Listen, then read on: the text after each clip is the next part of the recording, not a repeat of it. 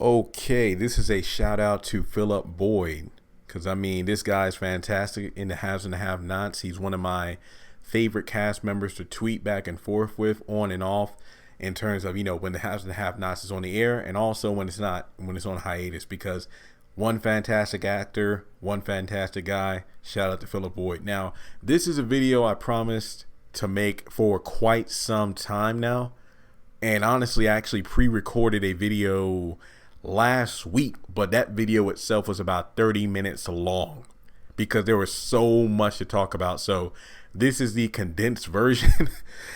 And I guess if you want the extended edition, just let me know. I mean, maybe I'll post it in the future, but for now let's just focus on this one. Now, this video is, and again, a lot of fans request for me to make this video, and I promised Philip a few weeks ago I would do it, but I'm kind of glad I pushed it off until now, just because I wanted to see if we would have gotten more Oscar in the last couple of episodes. Now, this is just breaking down him as a character, some popular fan theories that have been floating around the internet. Let me just say right now, people have been asking me over the last few weeks, hey, do you think Philip works for the FBI or he's a secret agent or something? I did a video on that very subject like a couple months ago, but it didn't get a lot of views, and I'm kind of bitter about that. So I'm going to attach a link to that video in the right hand corner of the screen there.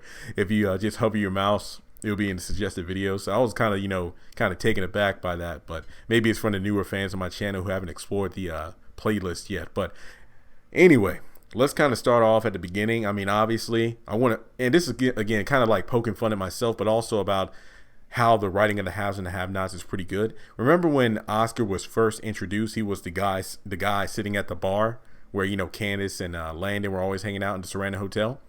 This was around the same time that Erica was first introduced into the series. And remember, she was the damsel in distress, so to speak, whose boyfriend turned out to have been married and have kids. That was the story that she made up to tell Benny, in order to say, hey, this car, I don't care what you do with it, come tow it, come burn it, throw it off a cliff, I don't care.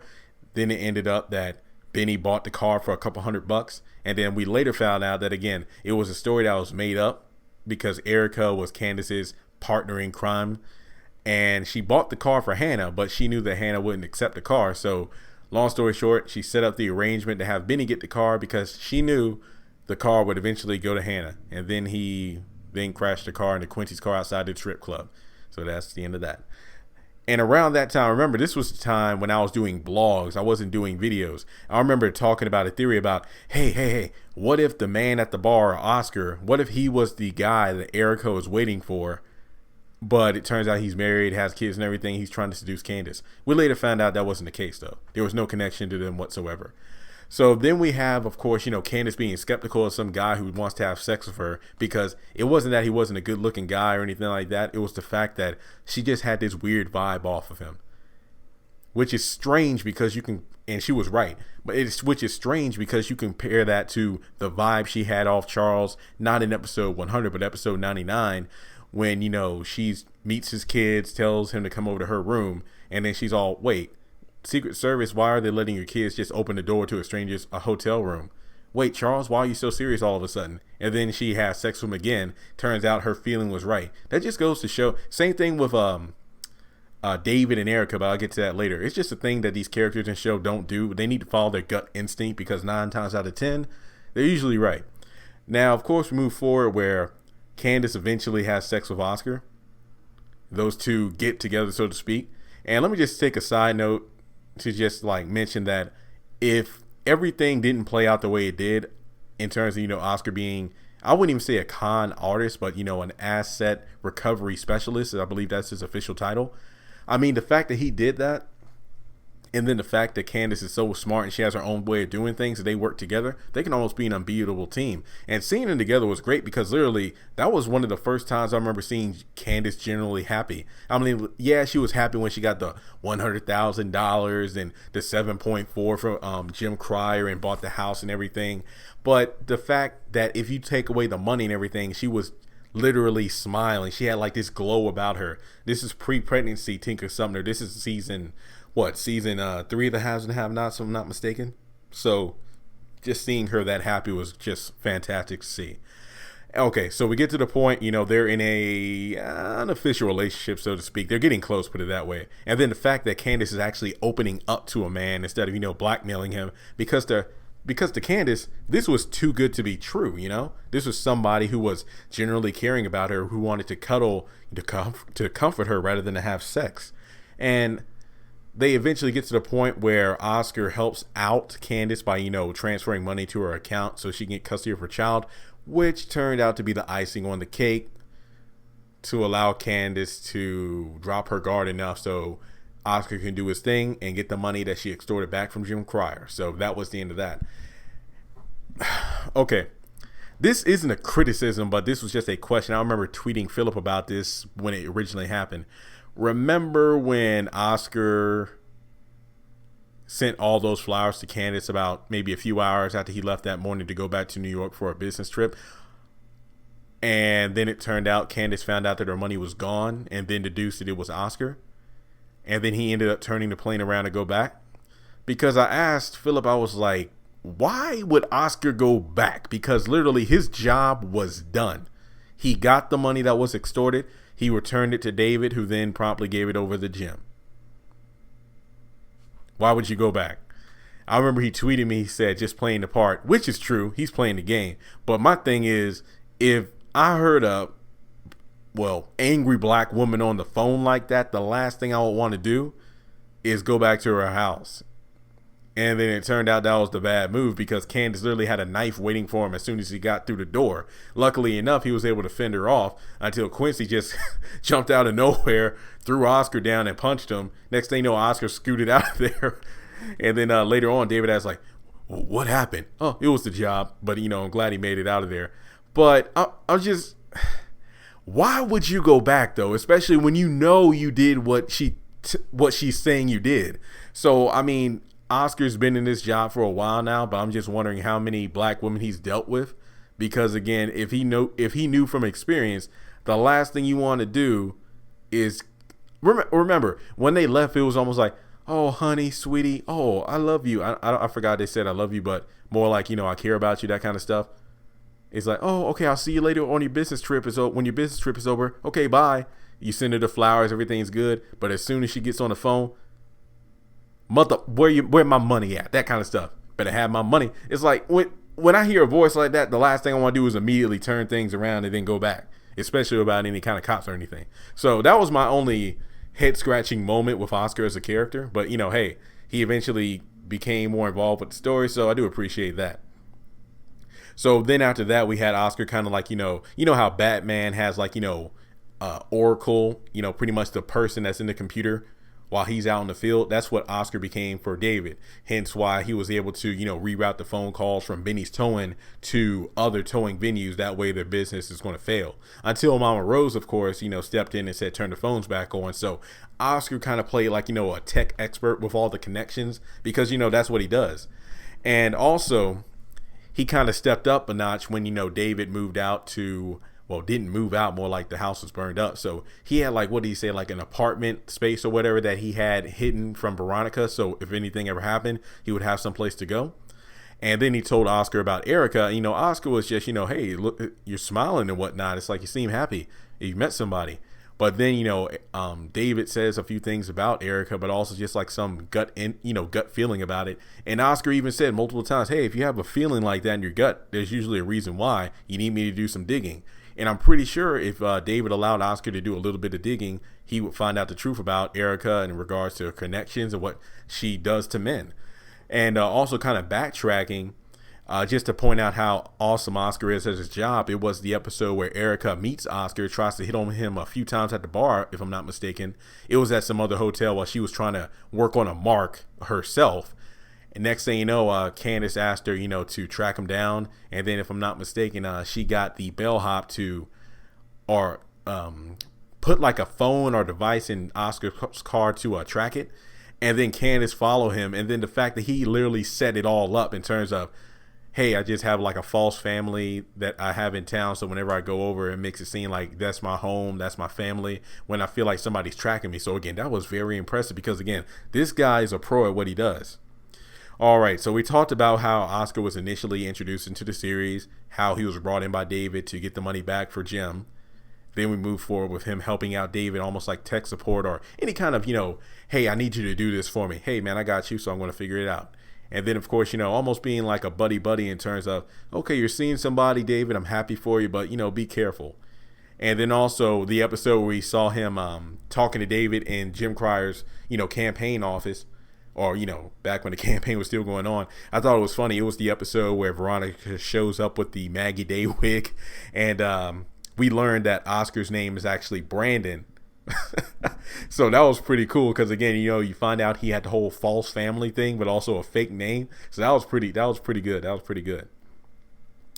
And from there, we just move on to, I was just thinking about Veronica and the wig. So now we get to where we are now in terms of, Oscar working for some big name people to ruin Charles's chances of winning the presidency, trying to work for, trying to get Candace to work with him. And again, if those two teamed up, because again, Oscar even said that, I can't reach him because sometimes, I think he told Jim, it's like sometimes I have to act, homosexual to deal with, gay clients, or well, maybe not clients, but hey, I'm working for this guy and then there was a homosexual, took something from him, or he's trying to get him to do this or that. Pretty much persuasive, so he has to pretend to do so.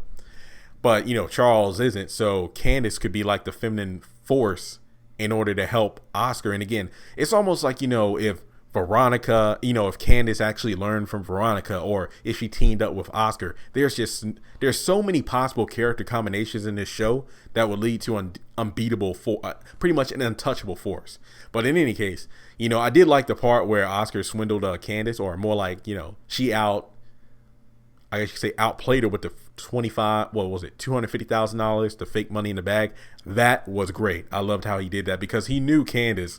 And he knew if he went in there with that money, even if she wouldn't help, she would take that money. So that was pretty interesting. And he was right. I think there have been a couple of characters before that's told Candace this, but I love how Oscar put it out for. It's like, look, you think you know this game, but you don't. This is a whole new level of clients. These aren't these, lower level state officials or, the hoodlums on the street. These are presidential candidates, and the people who I'm working for, they will hunt you down. And it's just crazy to think about.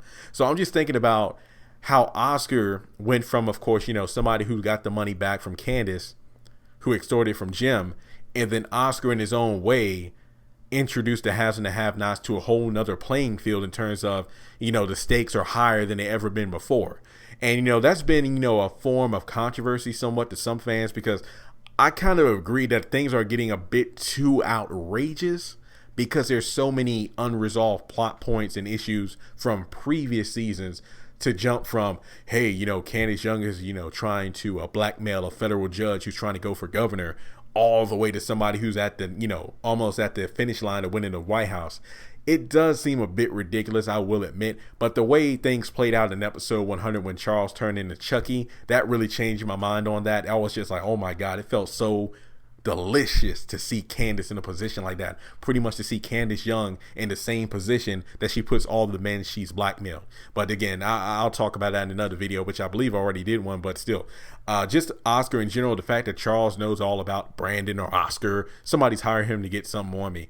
So that begs the question about what's going to happen with Oscar next. The fact that Candace was put in her place, but hey, you don't put baby in a corner.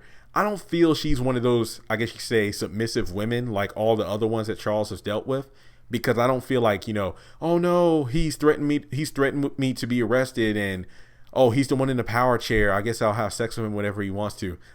Candace doesn't come across as that kind of woman. Like, if you cross her, if you patronize her, if you put her down, she's going to come back 10 times stronger. So I feel that at this point, she might actually agree to help Oscar. It's like, look, I saw who this guy really is. I want to take his ass down. I'll do what you need me to do.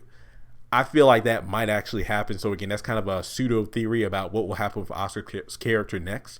Because as of right now, his main priority, aside from Charles, of course, is dealing with Wyatt in terms of, Jim's plan to get the money away from him. And I just love the fact that they had that moment in the last episode where Jim's on the phone with him. He's like, oh, I got to go, because he's literally working on the plan.